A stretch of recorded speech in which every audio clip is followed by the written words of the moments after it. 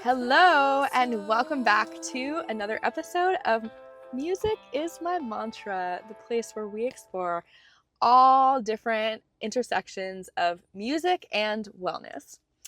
If you're watching this from YouTube, you probably are wondering, what is she doing in her car? And I've never recorded a podcast in my car before, but there's a first for everything. And let's just say that life is getting a little bit busy. I am parked, so I'm being safe. Just encourage safe driving always. And I wanted to also say, if you haven't listened to the podcast yet this month with Robin Jackson, highly recommend going to check that out because he has a really beautiful space that he has curated for songwriters to go and be encouraged to write songs all the time, or as often as you would like. Having a community space for songwriting can be so invaluable. And as I was getting ready for this episode today, I really wanted to have something valuable to share with you and to be able to teach you about play. But to be honest, I'm working on setting up a bunch of interviews with amazing people, and that's been taking up quite a bit of time, so I really haven't dove into a full outline of play. But I do want to speak to my own life and just share with you that even the way that this month has unraveled for me has been incredible. Last week, I talked about community and finding play within community, and that just continues to bring so many blessings into my life. So let me give you an example. It was the solstice last week, and there were many different events happening. I have friends that are putting out books, and shout out Greta Morgan. I went to her book release, and she had beautiful live music there. And I happened to run into my music mentor, Chris Kapika, and also some songwriters that I was in a community class with through Greta's program. And it was just such an amazing surprise. And all of these events that I've been going to the past week or two have been this way, where I don't plan to meet up with people. And there's just people that I know there that are ready to just, be there and be supportive, and going with that open mind. It's like I'm able to meet other people as well. And it's just been so incredibly beautiful. And I feel so supportive. Just a few nights ago, I went to a concert by two South Bay local artists, musicians, Tatiana Arce and V Torres. And again, I didn't plan to meet up with anybody, but last minute, my friend Mario Di Leva joined me, and I got there, and it was such a great surprise because Lynette Toma, who is on this podcast, she was my second guest, was also there, and she had actually saved a seat, maybe unintentionally for me, but she had two seats for me and Mario, so it was perfect.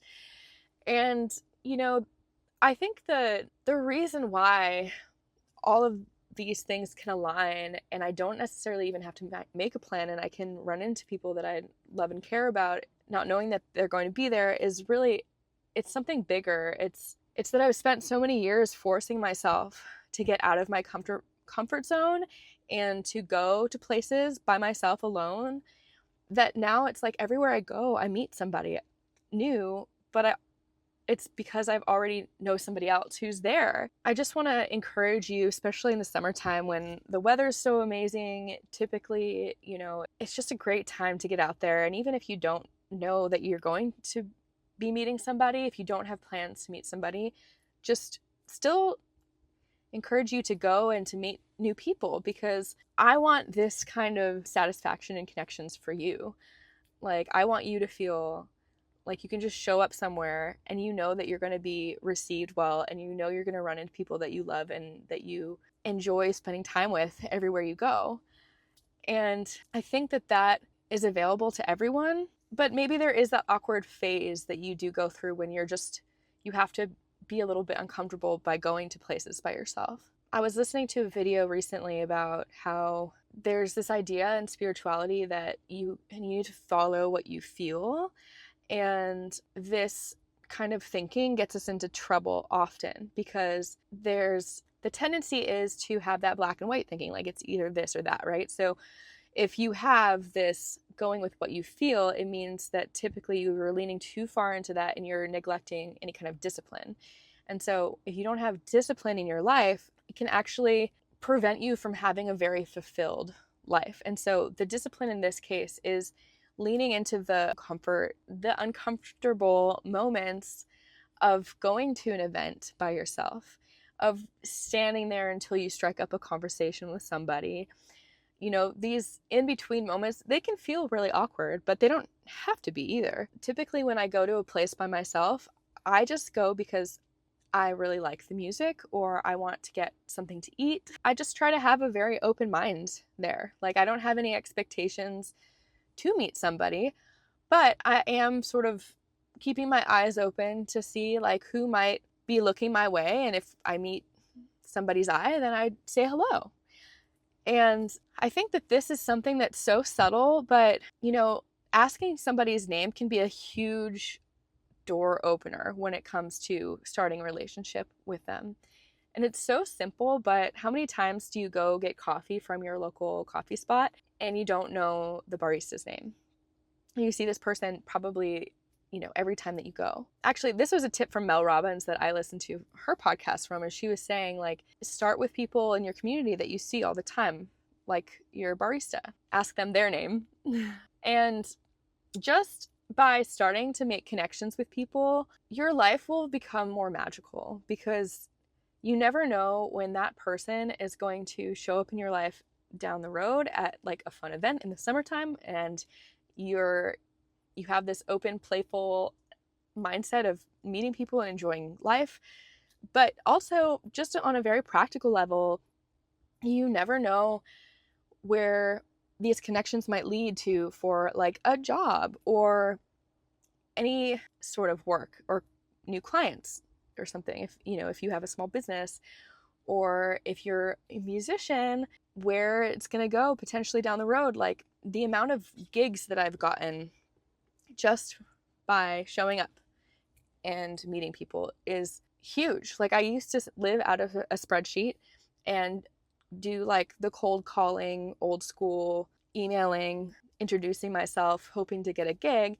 And most of the gigs that I've gotten have actually been through people by showing up to events. So the perfect example is that the other day when I went to go see Tatiana and Vitores perform, I met the owner of the venue, and then he offered me a gig in August. And that was amazing. And it was so easy, and I didn't even try. I didn't even go there looking for a gig.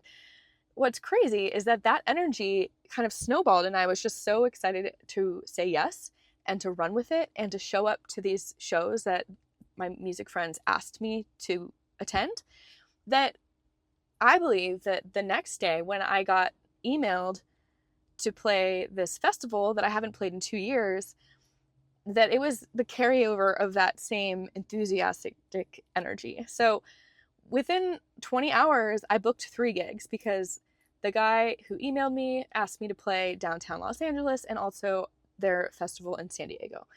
And that's amazing. Like, I haven't had to send a traditional booking email in years because people that are reaching out to book me now already know me, and they know what I can provide, and it's just such a relief to be sort of over that hump of hard work and awkwardness and constant no's or not right now, or when you're just putting yourself out there, there's a lot of no's and awkward moments. And I feel like that's when it comes to starting a business, when it comes to starting to play out, when it comes to making new friends, when it comes to playing in life, like going and just enjoying life. It's like there's just always this awkward phase that's gonna come up. Of course, I wanted to tell you about my new gigs coming up in August. However, I hope that by me sharing this information today, it will encourage you to keep going. If you are in that awkward phase, things will get easier and things will open up and come together for you. And I truly believe that. And my life is definitely an example of that. Every single opportunity that I've ever gotten in my life has pretty much come through other people and the connections and relationships that I've made with other people. And I know that you can have that too. So thanks for listening. Thanks for tuning in. I hope you get out there and you have a fabulous week ahead of you. And it's going to be July tomorrow when this episode comes out. So have a safe and fun, happy 4th of July. And last but not least, if you're in the Huntington Beach area on the 4th of July, I will be playing an hour set with Jack Maher at Farquhar Park off of Main Street in Huntington Beach. This is right where they have the famous massive 4th of July parade. And we will be camped out with a bunch of classic Volkswagen buses. And from 9 a.m. to 10 a.m., we're going to play a rockin' wake up morning set for you. So come by if you're in Huntington Beach, 9 to 10 a.m. The parade starts at 10 a.m. and right at 10 a.m. we have a special guest, Jeremy from LA Guns, that's gonna slay the national anthem on guitar. And then of course they do the whole flyover with the jets, and the parade is so fun. So happy 4th of July. If you're in Huntington Beach, I'll see you there. And if not, I'll see you next week. Music is my mantra. Until then, stay healthy, wealthy, and wise. Thank you so much. Bye.